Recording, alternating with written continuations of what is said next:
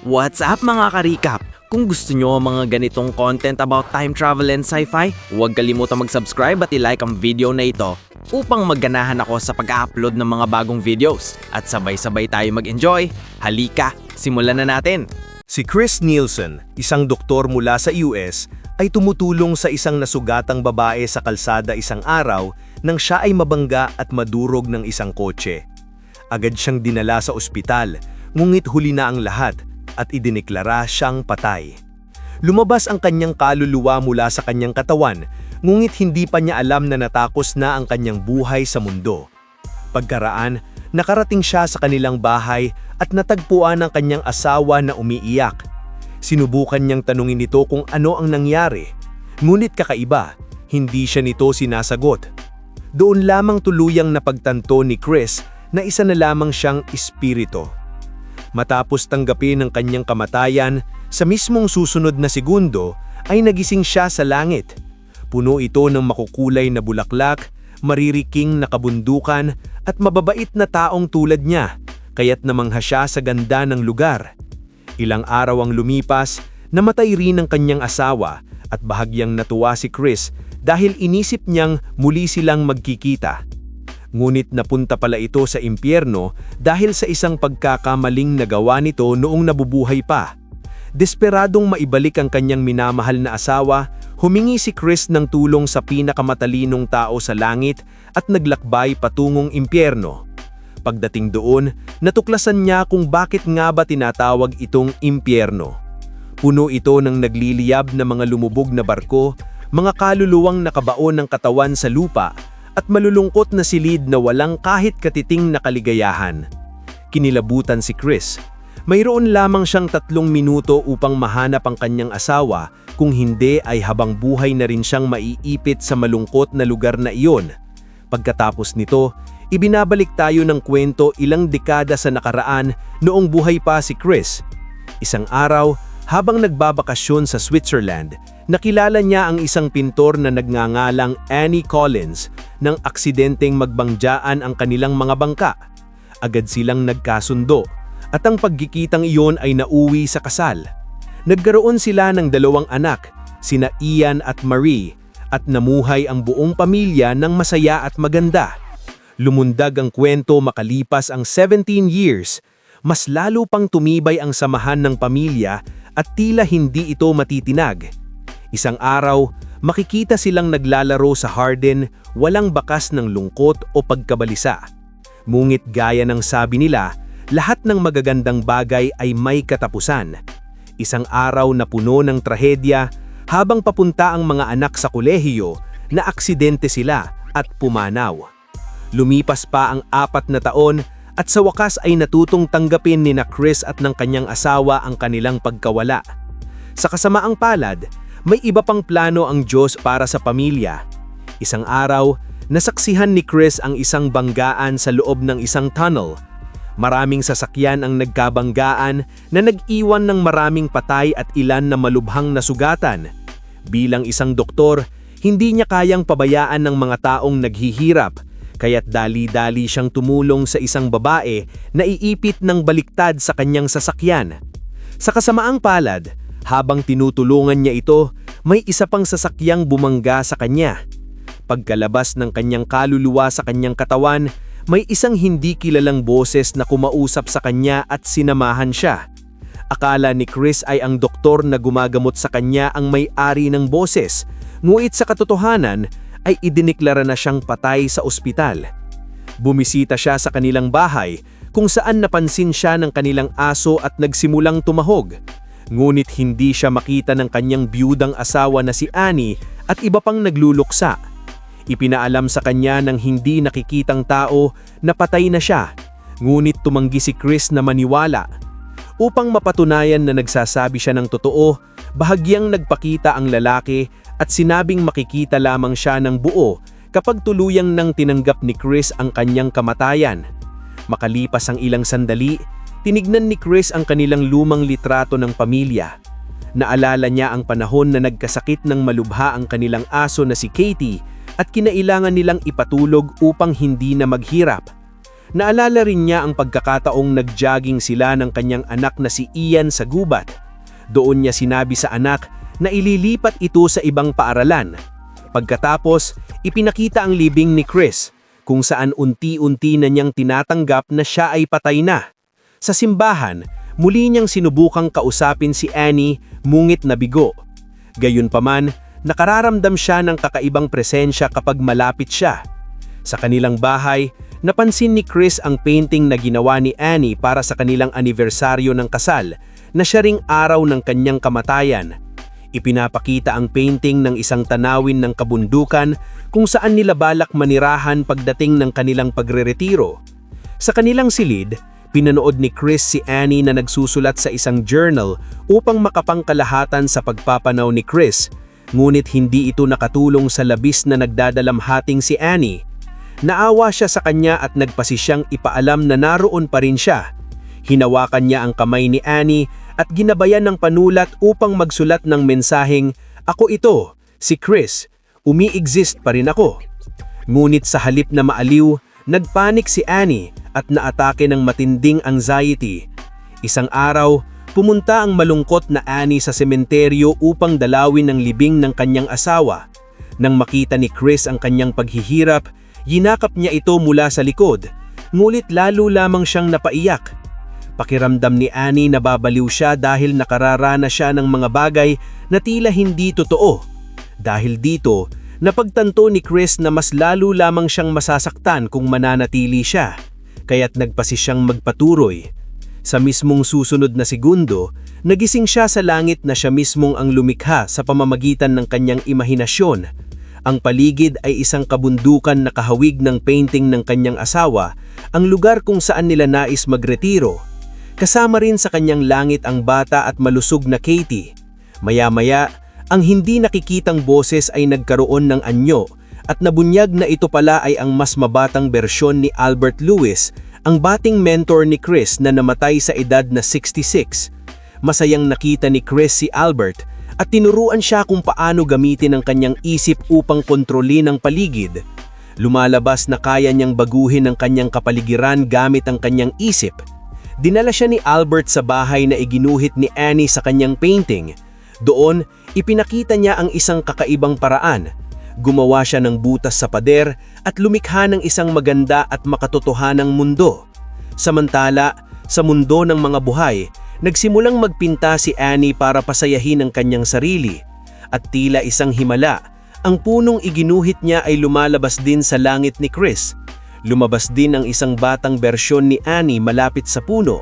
Sinubukan niyang lapitan si Chris, ngunit bago pa siya makarating ay naglaho na ito. Nalito maging si Albert dahil napakabihira ng presensya ng isang buhay na tao sa langit. Ipinaglagay niya na lumabas si Annie dahil sa napakatibay na koneksyon nila ni Chris, isang koneksyon na kahit kamatayan ay hindi kayang paghiwalain. At ngayon, tila sinusubukan nilang muling magtagpo. Sa kasamaang palad, sa totoong mundo, sinira ni Annie ang kanyang painting nang mapagtantong hindi nito maibabalik ang kanyang asawa. Dahil dito, natuyo rin ang puno sa langit ni Chris at nalagas ang mga dahon. Kalaunan, nakita ni Chris ang malambot na laruan ng kanyang anak na babae.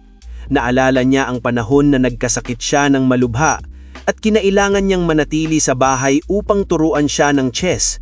Napagtanto ni Chris na kung nakita niya ang kanilang aso na si Katie, dapat ay makita niya rin ang kanyang mga anak. Nakakatulog Chris at pagmumulat niya ay wala na si Albert. May isang magandang babae na nagngangalang Leona na lumapit sa kanya at sinabing inutusan siya ni Albert na samahan siya habang ginagabayan niya ang iba pang kaluluwa. Si Leona ay isang flight attendant na isang nagsilbi kay Chris at kanyang anak na si Marie sa isang biyahe. Samantala, sa mundo, nagsimulang makaramdam ng matinding guilt si Annie sa kamatayan ni Chris dahil nasa labas ito para gawin ng isang utos niya nang mangyari ang aksidente. Nabunyag rin na sinisisi niya ang kanyang sarili sa pagkamatay ng kanilang mga anak.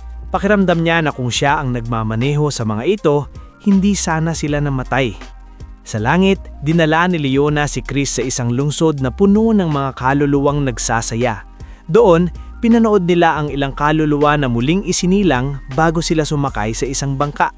Unti-unti na pagtanto ni Chris na ang lungsod ay kahawig ng miniature na nasa silid ni Marie. Ibinunyag ni Leona na hindi iyon ang hitsura niya noong nabubuhay pa siya at pinili niyang magmukhang isang babaeng hinahangaan niya. Pinili niyang maging kamukha ng flight attendant dahil noong bata pa siya, pinuri ng kanyang ama ang babaeng iyon. Dito tuluyan na unawaan ni Chris na si Leona ay ang kanyang anak na si Marie. Nagkaroon ng emosyonal na muling pagkikita ang dalawa at nagyakapan sila ng mahigpit. Samantala, sa mundo, nahihirapan si Annie na magpatuloy sa kanyang buhay. Sinusubukan siya ng kanyang therapist na ipadala sa isang klinika dahil natatakot itong baka saktan niya ang sarili, tulad ng ginawa raw niya noon. Kasamaang palad, ginawa nga niya ang hindi dapat gawin at nagpakamatay. Kalaunan, binisita ni Albert si Chris at ibinalita ang masamang balita. Wasak ang puso ni Chris, ngunit may kaunting ginhawa rin dahil tapos na ang paghihirap ni Annie at umaasa siyang muli silang magkikita. Ngunit ibinunyag ni Albert na mapupunta si Annie sa impyerno dahil doon napupunta ang mga taong gumagawa ng ganoong kasalanan. Nilabag niya ang batas ng buhay at kailangan niyang pagbayaran iyon. Lalo itong nagpasakit sa puso ni Chris at ang kanyang langit ay tila nabalot ng madidilim na ulap. Ngunit hindi pa rin niya kayang pakawalan ng kanyang asawa, kaya't walang pag-aatubili, nagpasya siyang maglakbay patungong impyerno upang iligtas ang babaeng mahal niya. Binalaan siya ni Albert tungkol sa maaaring kahihinatnan nito, ngunit hindi siya natinag. Desidido siyang makapilin muli si Annie sa anumang paraan. Sa huli, dahil sa kanyang matinding determinasyon, dinala siya ni Albert sa tracker, ang taning makakatulong sa kanila upang maglakbay sa impyerno. Pumayag ang tracker na tumulong, ngunit binalaan si Chris na kahit matagpuan ila si Annie, wala itong silbi dahil nawalan na ito ng lahat ng alaala. Gayunpaman, nagpumilit pa rin si Chris, kaya nagsimula silang tatlo, si Chris, Albert at ang tracker sa paglalakbay sakay ng bangka sa mga dagat ng impyerno. Makalipas ang ilang oras, biglang dumating ang isang malakas na bagyo at inatake sila ng mga ligaw na kaluluwa sa tubig. Tumaob ang bangka at habang sinusubukan nilang makaligtas, nagkaroon si Chris ng alaala ng pagtatalo nila ni Annie tungkol sa kinabukasan ng kanilang anak. Lumabas na masyadong pinipilit ni Chris ang kanyang anak na magtagumpay sa kolehiyo at naapektuhan nito si Ian. Sa huli, tinangga sila ng alon patungo sa dalampasigan ng tarangkaan ng impyerno, isang madilim at nakakatakot na lugar na puno ng mga wasak na barko at nagliliyab na apoy. Ipinagpatuloy ng tatlo ang paghanap kay Annie, ngunit hindi nila ito matagpuan dahil patuloy na binabagabag si Chris ng alaala ng kanyang anak na si Ian. Ipinakita muli ang tagpo sa kagubatan kung saan nag-jogging sila. Sinabi ni Ian sa kanyang ama na hindi siya kasing talino nito sa akademya at nahihirapan siya sa paaralan. Ngunit bilang isang mabuting ama, inaliw siya ni Chris at sinabing naniniwala siya sa kanya. Inidagdag pa niya na kung kailangan niyang dumaan sa impyerno, walang ibang gusto niyang makasama kundi ang kanyang anak. Sumunod ang esena sa libing ni Ian kung saan nagbigay ng talumpati si Chris tungkol sa lalaking sanay naging si Ian, matapang, maalaalin at tapat. Sa kasalukuyan, nakita ni Chris si Albert na naghahandang lumaban sa grupo ng mga kaluluwa. Doon niya napagtanto na si Albert pala ay si Ian. Muling nagyakapan ng mag-ama sa isang emosyonal na sandali. Masaya si Chris na makasama muli ang kanyang anak, ngunit sinabi ng tracker na hindi niya mahahanap si Annie kung kasama niya si Ian dahil nagiging distraction ito. Ayaw iwan ni Chris ang kanyang anak, ngunit sinabi ni Ian na magpatuloy siya. Inamin din ni Ian na pinili niyang magmukhang si Albert dahil yun lamang ang taong pinakikinggan ni Chris. Bago sila maghiwalay, sinabi niya sa kanyang ama na alagaan ang kanyang ina, tulad ng inawa nito matapos mamatay ang kanilang mga anak. Habang bumababa sa elevator patungong impyerno sina Chris at ang tracker, naalala ni Chris ang lahat ng sinabi ni Ian. Nabunyag na matapos mamatay sina Ian at Marie, sumubok si Annie na magpakamatay at na-admit sa mental hospital. Sa panahong iyon, bumagsak ang kanilang pagsasama at humiling si Annie ng diborsyo. Sa kasalukuyan, narating nila ang lugar kung saan ang sahig ay puno ng mga nakakatakot na mukha na tumatawag sa kanilang mga mahal sa buhay. Matapos ang paghanap, nakita ni Chris ang mukha ng kanyang asawa. Linapitan niya ito, ngulit nahulog siya sa isang butas patungo sa isang laki. Nakalangoy siya umalis at natagpuan ang lugar na kung saan si Annie. Ito ay isang madilim at bangungot na bersyon ng kanilang pinangangarapang bahay. Ipinaliwanag ng tracker na ang bahay ay representasyon ng guilt na initatawag ni Annie sa kanyang sarili. Ibinunyag din na siya ang tunay na Albert at binalaan si Chris na kung mananatili siya doon ng lagpas ng ilang minuto, maaari siyang tuluyang maitrap sa impyerno. Ang magagawa na lamang niya ay magpaalam ng tuluyan sa kanyang asawa. Pag-alis ng tracker, linapitan ni Chris si Annie, ngunit hindi siya nito nakilala, kaya nagkunwari siyang kapitbahay na humahanga sa kanyang sining. Tinanggap siya ni Annie at ipinahayag ang pag-aalala sa nawawalang niyang mga paintings. Sinamantala ni Chris ito para aliwin siya at nagbahagi ng isang alaala mula sa kanyang buhay, ang pagbisita niya kay Annie sa mental hospital. Dahil hindi nagtagumpay ang mga doktor na tulungan si Annie, sinabi ni Chris na titigil na siyang pilitin itong maging normal. Kahit masakit sa kanya, hahayaan niyang maging masaya ito sa paraang gusto niya. Ngunit bago siya tuluyang umalis noon, pinigilan siya ni Annie at sinabing gusto niyang bumalik sa normal na buhay. Sa kasalukuyan, naantog si Annie sa kwento, ngunit hindi gaanong nag-react. Sinabi rin niyang gusto niyang muling makita ang kanyang pamilya. Hindi alam na nasa harap lang lamang niya ang kanyang asawa. Kaya dito silapitan ni Chris si Annie at pinaalalang araw ng kanilang kasal. Lumabas si Chris sa kanyang alaala. Ngunit nang magmulat siya at makita ito, natakot siya at tumangging paniwalaan na ito ang kanyang asawa. Napagtanto ni Chris na anuman ang gawin niya, hindi niya na maibabalik si Annie. Kaya nagpasya siyang sabihin ang huling salita bago umalis. Humingi siya ng tawad sa lahat ng hindi niya naibigay at sa mga pagkakataong nabigo siya. Nagpasalamat din siya sa lahat ng ginawa ni Annie para sa kanya. Napaluha si Annie habang siya ay umaalis, ngunit ang totoo, pinili ni Chris na manatili sa impyerno kasama siya. Linapitan niya si Albert at inutusan itong bumalik mag-isa. Sinabing kung nasaan ang kanyang asawa, doon ang kanyang langit. Hiniling niya ring alagaan nito ang kanilang mga anak. Pagkatapos, bumalik si Chris sa bahay at ipinahayag ang kanyang pagmamahal kay Annie. Sinabing handa siyang manatili sa impyerno magpakailanman kung iyon ang kailangan upang maibalik ang kanyang katinuan. Ang mga salitang iyon ay kahalintulad ng sinabi niya noon sa mental hospital at dahil dito, bumalik ang alaala ni Annie. Ngunit huli na para kay Chris dahil matagal na siyang nanatili sa impyerno at naging bahagi na ito. Ngunit nang magmulat niya ang kanyang mga mata, nasa langit na siyang muli.